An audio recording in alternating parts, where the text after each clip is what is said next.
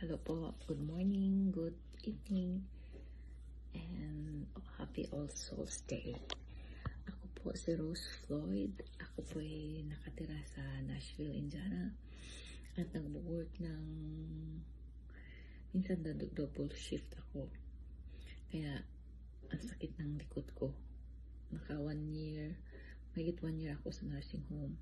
At yun na, naramdaman ko yung sakit ng likod ko at saka yung dito sa may bato ko, at hindi ako makakatulog gawa ng kumikirot siya.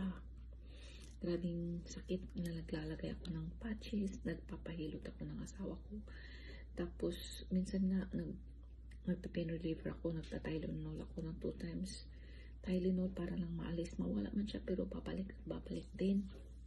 Nakakatulog ako ng kukunti lang na bumabalik na naman yung sakit. Tapos mag-tissue ako kung ano-anong food supplement ang tinitake ko, mawala lang. Pero ganun pa rin, hindi pa rin nawawala. Sabi ko, paano pala to? Baka makakuha ako nito. Dahil dito yung sa my spinal cord sumasakit. Parang kumikiro talaga siya. Grabe. Tapos nung nag-scroll ako ng Facebook, dumaan si Stasure. Sabi ko, mahal naman ito, pero subukan yun nga nang nagpapaalis ng joint pains, mga for bone and joint pains. Sabi ko, subukan ko kaya to. Mahal siya, pero okay lang basta mawala yung naramdaman kong sakit.